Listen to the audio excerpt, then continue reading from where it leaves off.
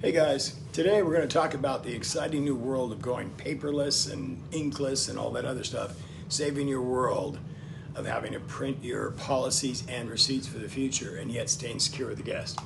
You're going to receive 2 tablets, look like that, 7-inch Amazon Fire Sticks, and you're also going to get 3 stylus pens, they call it. It's not really a pen, it's soft to feel like a fingertip. Mostly I'm going to show you after this setup has been completed by Ami, what we're going to do with the tablets and how to make it work each and every day. So let's assume that Ami has set these up. In the setting them up, I prefer that you guys use the email, at least on the first tablet while you try, ccvh9@aol.com. Again, that's ccvh9@aol.com. That email address, user, and password has been sent to you in an email earlier this morning. So bear that in mind when you're opening this. I'm going to continue this on the basis of opening this powered up, and we're going to get ready to log into AOL email. So once Ami has set up your tablet, basically, and loaded it so it goes onto the Wi-Fi, and used the email to set up the account of ccvh9@aol.com, you're going to open up, have a screen like this. Grant you powering it off and on is just a touch of the button in the top corner. When you press that every single day, you'll end up with getting some kind of advertisement on the beginning. In the States, it brings up a variety of them. Just swipe up. It'll bring you to your PIN pad to put in your personal code. And you'll come to a screen like that. At this point, put in AOL.com. I'm already preset here to log into CCVH9. You guys, the first time you do it, will need to actually log into the email. So click on the AOL.com icon.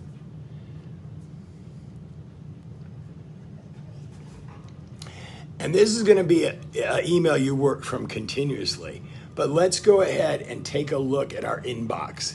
Click the 3 bars on there and click Mail. For the most part, we're going to start today with the policy. If you search down, you'll see screenshot this policy. Okay, this is a screenshot of your policy. You can scroll up and down a little bit, but we're going to go ahead and modify this. This is the entire policy with the X mark for the guest to sign and write the unit number in. I would have a physical copy of this printed 8.5 by 11 and keep it laminated on the front desk. If a guest tells you they can't read the tablet or they have bad vision, go ahead and hand them the paper copy and say, here, read it before you sign it. At the end of the day, they're not signing the paper copy, they're reading it. It's the same information, and they'll put their signature and unit number on this page. So what do we do with this?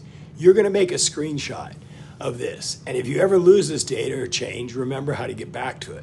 Making a screenshot with a tablet is very easy, and it's also going to be the screenshot we continue to work with through any given day. Remember, this is just for policies. To make a screenshot, at the top is your power button and is your volume down, not the volume up. Just take the 2 buttons together and click. Hold them. I just powered off by accident. We'll bring it back. Again, the 2 together. And immediately I'm going to hit edit. It made a screenshot. This is now a working screenshot that I can edit and play with. So the first thing I'm going to do with this screenshot is get rid of this garbage at the bottom here and get rid of my header up here. So it's just the policy and the X. You can do that by clicking on the crop button. Once you crop, simply slide the bottom up to right under the X and unit. Slide the top bar down till you have just that. Now you have clearly a policy. Let's go ahead and say we're done, and we hit confirm. Notice when you hit confirm, we're back to this edit page. You're actually only going to always be working with a screenshot. So how do we get to this? Get the guest to sign with the stylus pen on the X and put in the unit number? If you look over here on the far right corner, it says brush. Click on brush. Notice the 2 arrows going this way. That's to make the brush narrow or thick. We want the smallest brush possible. take the blue and move it all the way down. You're not doing this in view of the guest, by the way. So take your thumb and slide it to the very last dot. Now you're going to select a color. Press on the dot for color, take blue. Tell your guest with the stylus pen to go ahead and sign this. From this angle and this distance, just watch what I do. Guest signature here, and I'm staying in unit 14 today. Notice I've written in blue ink, I've written my unit number on there, and the policy is intact. You're going to take this out of the guest hand then, immediately make a screenshot of that, and you just simply click again.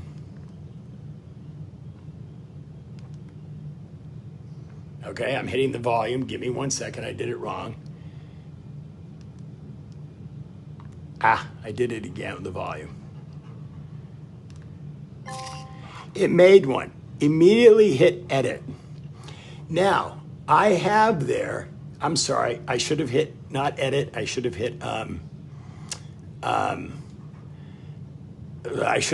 send, share. Okay, back to this. Screenshot.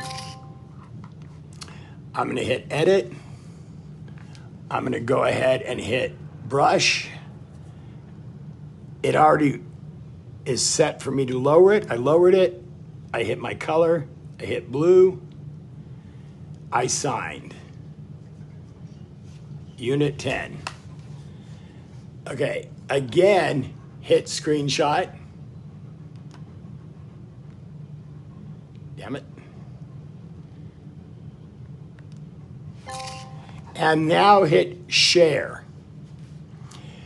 It brings up the following options. I'm sharing this document. Notice email is in the corner. If I just hit email, there's my document with the signature, and it's ready to go, and it says screenshot, and it's got today's date on it. Now, this is important. You guys don't have to spend a lot of time typing or putting in the guest name or unit. It's today's date. If you ever have to look this up for reference, you can simply do it by looking up the date that the guest checked in and then scanning through those emails that day. In the meantime, it's coming from CCVH9, but I'm going to go ahead and send it to CCVH9. And automatically it comes up, here's my CCVH9 at AOL. Click on that and send. I now have a record that's just got sent and is permanently kept with a guest signature and unit number. I'm back to this. How do we get rid of this guest signature and get ready for our next guest? Simply press cancel. Cancel, cancel again. Once you press cancel enough times, it will take away that signature and that unit, and I'm ready for my next guest. So I really don't have to do anything with this for the day except keep it available, bring this screen up, and get ready for my next guest and repeat the procedure.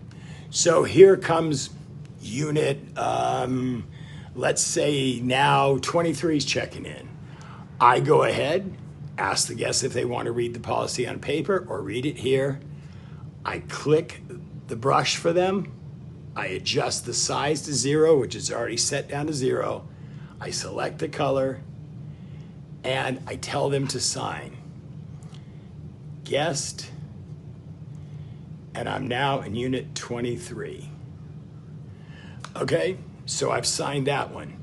Repeat the procedure, click the 2 buttons together, and again, if you screw it up like I just did again, wait for that to clear.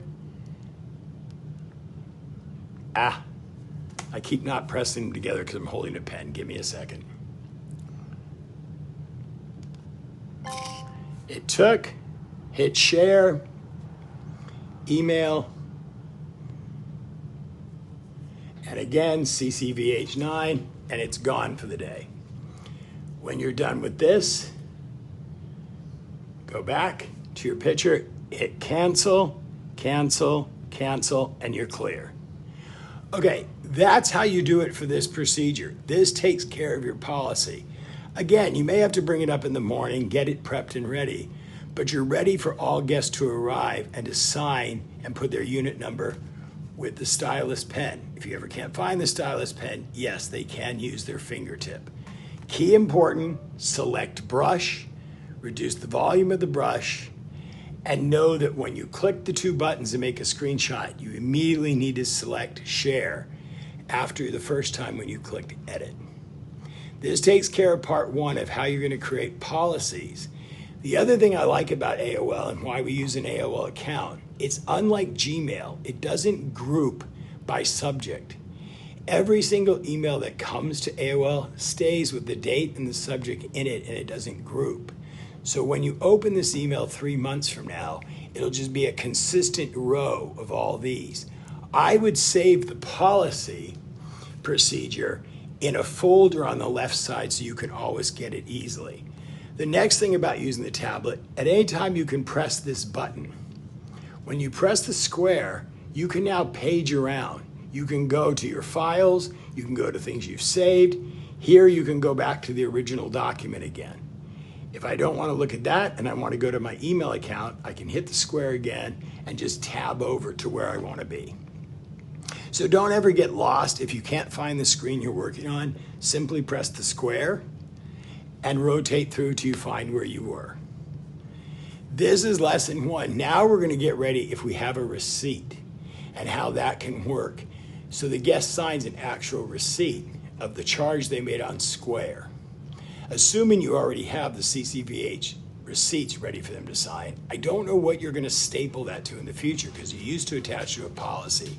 Maybe by date of arrival, keep them in an envelope at the desk, and the guest still signs that, and you put them in another envelope called sign and sort by date. That will keep your CCVH BZD machine receipts in order. I'm coming back with the next tape to explain how we go about doing a receipt now.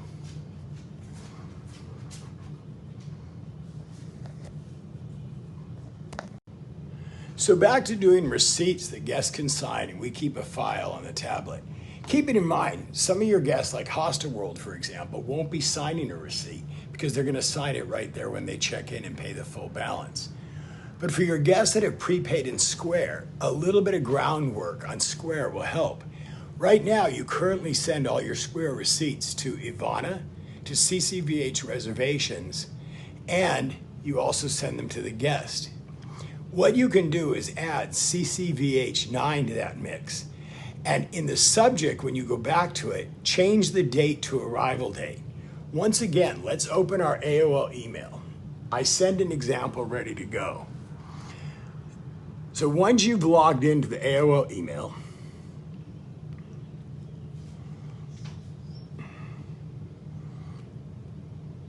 click on here and go for,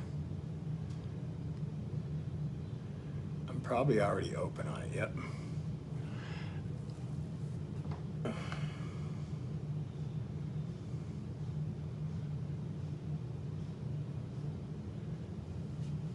Let me find my,